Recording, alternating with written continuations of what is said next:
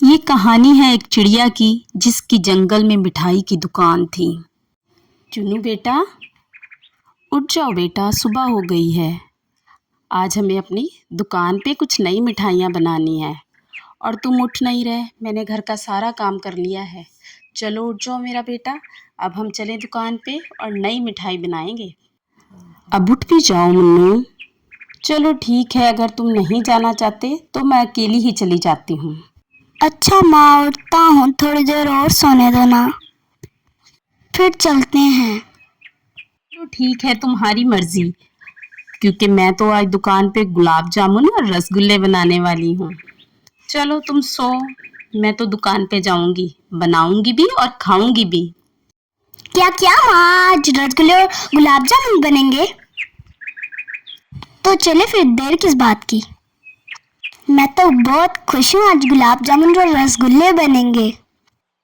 चिड़िया ने अपनी मिठाई की दुकान जंगल के बीच में खोल रखी थी, जहाँ तमाम जानवरों का आना जाना होता था और सभी जानवर चिड़िया की बनी हुई मिठाई खाकर बहुत खुश होते थे और चिड़िया भी मिठाई बहुत प्यार से बनाती थी। चिड़िया की दुकान की मिठाई खाने जंगल से लगड़बग्गा आया और उसने चिड़िया से गुलाब जामुन मांगे, क्योंकि चिड़िया की दुकान के गुलाब जामुन बहुत मशहूर थे। वो ये कह ही रहा था कि दूसरी तरफ से हाथी भी आ गया और हाथी कहने लगा, लगता है तुमने चिड़िया के हाथ की बनी हुई जलेबी नहीं खाई, वरना तुम कुछ और मांगते ही नहीं। वैसे तो चिड़िया सारी मिठाइयाँ ही अच्छी बनाती है, पर जलेबी की अपनी ही बात है।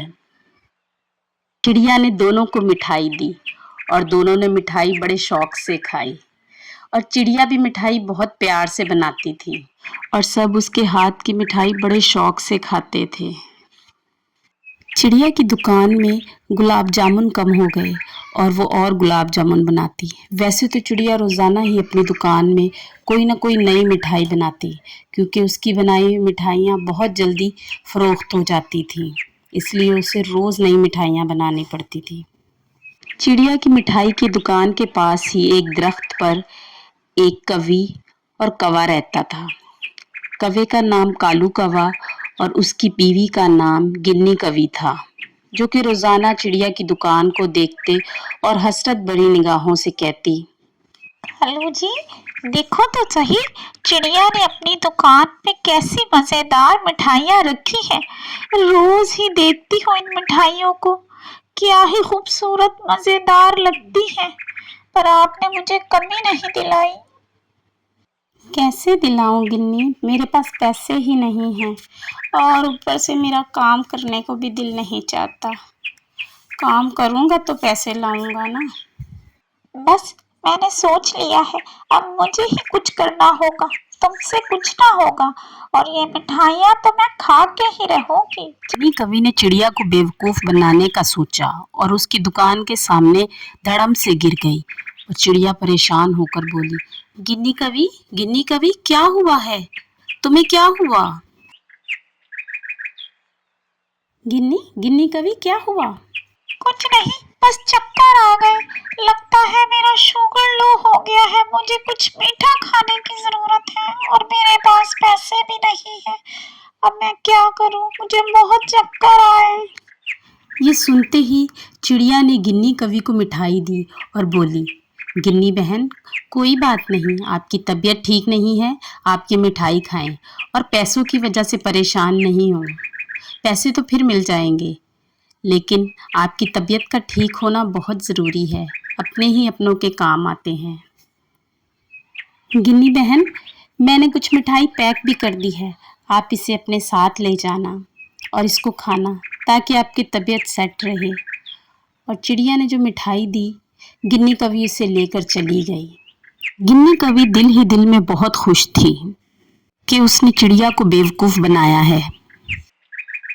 और गिन्नी कवि मिठाई लेकर कालू कौवे के पास पहुंच गई और कालू कौवा गिन्नी के पहुंचने तक खूब नींद पूरी कर रहा था। कालू जी, उठ जाओ अब तो, ना काम के ना काज के, दुश्मन अनाज के, हर वक्त सोते रहते हो।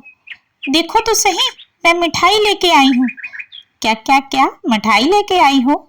ये कहाँ से लेके आई हो और पैसे कहाँ से आए? चोरी करके आई हो क्या? पैसे तो नहीं थे तुम्हारे पास।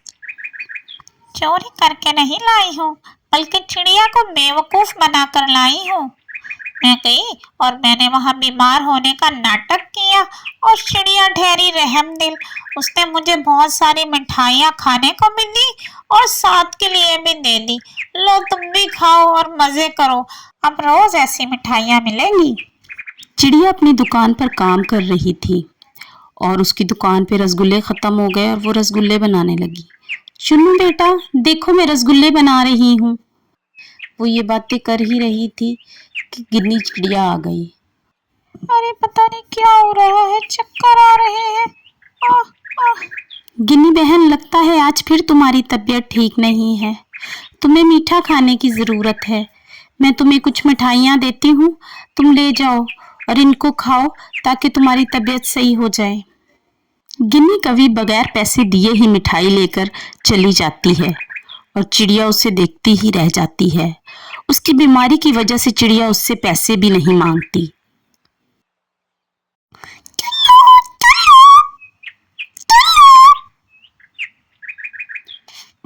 मिट्ठू चुन्नू को मिलने आया। मिट्ठू करीबी जंगल में रहता था जो नीले रंग का तोता था। कैसे हो चुन्नू? इतने दिन हो गए तुम मुझसे खेलने के लिए नहीं आए। मैंने सोचा मैं ही होकर मिल लाऊं और मैंने तुमसे एक जरूरी बात भी करनी है। गिन्नी कभी तुम्हें बेवकूफ बना रही है। उसे कोई बीमारी नहीं है, बस वो रोज फ्री की मिठाई खाना चाहती है। अच्छा तो ये बात है, मैं आज ही माँ को बताता हूँ। तुमने बहुत अच्छा किया कि मुझे वक्त पे बता दिया। माँ मुझे आपको एक जरूरी बात बतानी है।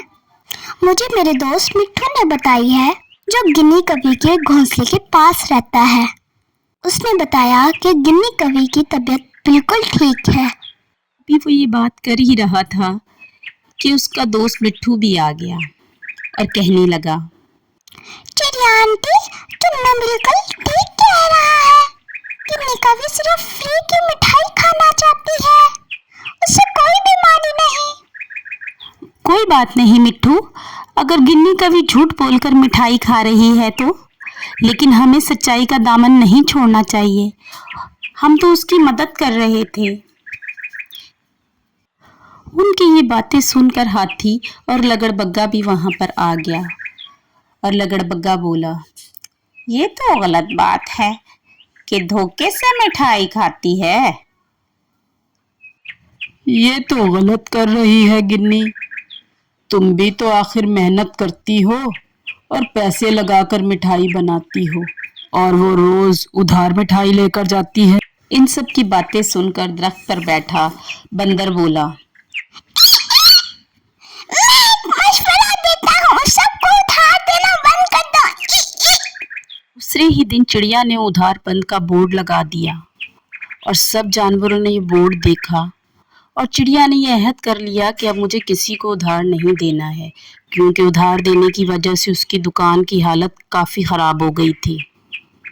चुन्नू बेटा आज से सबको उधार देना बंद और गिन्नी कवि से भी बात करनी होगी कि वो हमारे पैसे कब तक देगी, क्योंकि उसकी तरफ हमारा बहुत ज्यादा पैसे हो गए हैं। अगर इसी तरह उधार देते रहे तो हमारी दुकान बंद हो जाएगी और हमारा घर कैसे चलेगा, क्योंकि हमारा घर तो इन्हीं मिठाइयों की बिक्री से चलता है। हमें बात करनी होगी। चिड़िया बहन, क्या मुझे कुछ मिठाइयाँ मिल सकती है? मेरी तबीयत थोड़ी खराब लग रही है। अगर थोड़ी मिठाइयाँ मिल जाती तो मैं खाती और मेरी तबीयत सही हो जाती। वो तो ठीक है गिन्नी बहन, मगर आपने पहली मिठाई के भी पैसे नहीं दिए हैं और आजकल दुकान की हालत भी कुछ सही नहीं है। मैंने दुकान पे हर तरह का उधार देना बंद कर दिया है। आपकी मेहरबानी होगी अगर आप पहले वाले पैसे दे दें, क्योंकि पैसों के बगैर तो मैं किसी को मिठाई नहीं दे रही। चिड़िया बहन कैसी बातें करती हो? हम कौन से यहाँ से भागे जा रहे हैं? पैसे तो मिल ही जाएंगे, हम कौन से तुम्हारे पैसे खा जाएंगे? तुमने हमें समझ क्या रखा है? ये कहते ही गिन्नी कवि गुस्से में आग बबूला होकर वहां से चली गई। इस चिड़िया ने अपने आप को समझ क्या रखा है, मिठाई देने से साफ इनकार कर दिया, जरा लिहाज नहीं किया। ये पता नहीं अपने आप को समझती ही क्या है कि हम इसकी मिठाई के बगैर मर जाएंगे। क्या हो गया गिन्नी, क्यों इतने गुस्से में आग बबूला हो रही हो? क्या हुआ बताओ तो सही, सिर्फ गुस्सा ही करती रहोगी या कुछ बोलोगी? गिन्नी कवि को गुस्सा करते हुए मिट्ठू भी सुन रहा था और मिट्ठू अपने घोंसले की तरफ जा रहा था। गिन्नी इतना गुस्सा ना करो, कहीं सच में ना तबीयत खराब हो जाए। नहीं होगी मेरी तबीयत खराब, मैं तो इस चिड़िया से बदला लेके रहूंगी। इसने मुझे समझ क्या रखा है, ज्यादा ही अकड़ हो गई है इसकी कुछ। और गिन्नी कवि गुस्से में बात करती करती दरख्त से नीचे गिर गई और उसकी तबीयत खराब हो गई। गिन्नी गिन्नी क्या हुआ तुम्हें? गिन्नी क्या हुआ? मैं डॉक्टर के लेके आता हूँ। गिन्नी होश करो, गिन्नी क्या हो गया? कहते कहते कौवा उड़कर डॉक्टर को लेने चला गया। चिड़िया, तुमने उधार बंद का बोर्ड लगा के बहुत अच्छा किया। लेकिन हाथी, मैंने आज गिन्नी कवि को उधार देने से मना किया तो वो बहुत गुस्से में यहाँ से गई है। चिड़िया आंटी क्या हुआ मिट्ठू, क्या बात है? तुम इतने घबराए हुए क्यों लग रहे हो? चिड़िया आंटी, गिन्नी कवि की तबीयत सच में खराब हो चुकी है। आप सब जल्दी मेरे साथ चलो। चिड़िया आंटी, कालू कौवा डॉक्टर को लेने गया है। चिड़िया ये सुनकर बहुत परेशान हुई और कहने लगी, चलो मिट्ठू, हम गिन्नी आंटी की तबीयत का मालूम करने चले। उनकी तबीयत सच में ठीक नहीं है। तुम अकेली क्यों जाओगी चिड़िया? हम सब तुम्हारे साथ चलते हैं, क्योंकि हम सब एक साथ रहते हैं और इस वक्त गिन्नी चिड़िया को हमारी जरूरत है। चलें, हम सब चलते हैं मिलकर। चिड़िया ने कुछ मिठाइयाँ साथ ली और तमाम दोस्त मिलकर गिन्नी कवि की तबीयत मालूम करने गए और पीछे दुकान की रखवाली के लिए चिंकू बंदर को छोड़ दिया ताकि वे दुकान पे आए हुए ग्राहकों को मिठाई दे सके। गिन्नी गिन्नी देखो, मैं डॉक्टर को लेके आ गया हूँ, तुम होश करो गिन्नी। कालू कौवा डॉक्टर को लेके आ गया और डॉक्टर ने गिन्नी को देखते ही बोला, डॉक्टर साहब जरा गिन्नी को देखें, इसको क्या हो गया है? मैं चेक करके बताता हूँ कि इसे क्या हुआ है। वैसे तो मुझे इसकी तबीयत ठीक नहीं लग रही। डॉक्टर ने गिन्नी को चेक करके बताया, इसकी शुगर तो बहुत ज्यादा लो हो गई है। डॉक्टर ने कौवे को कहा कि तुम गिन्नी को कुछ मीठा खाने को दो। इतनी देर में तमाम जानवर भी आ गए। गिन्नी बहन, क्या हुआ है? मिट्ठू ने बताया कि आपकी तबीयत अचानक से खराब हो गई है और आपको देखने डॉक्टर आया है। क्या हो गया है? हमने सोचा हम मालूम करके आए कि गिन्नी को क्या हुआ है। घबराए नहीं, हम सब आपके साथ हैं। गिन्नी कवि चिड़िया की बातें सुनकर और अपने रवैये की वजह से बहुत शर्मिंदा थी और सर झुकाए बैठी थी। बहुत शर्मिंदा हूँ चिड़िया बहन कि मैंने आपके साथ इतनी बदतमीजी की। आप फिर भी मेरी तबीयत का मालूम करने आ गई। मैं जल्द ही आपके पैसे वापस कर दूंगी। कोई बात नहीं गिन्नी बहन, मैंने आपको माफ कर दिया और पैसे भी जब आपके पास हों आप देना। बस आप जल्दी से मिठाइयाँ खाओ और ठीक हो जाओ। इस तरह गिन्नी और चिड़िया कवि के तमाम गिले शिकवे दूर हो गए और फिर से सब मिलकर रहने लगे।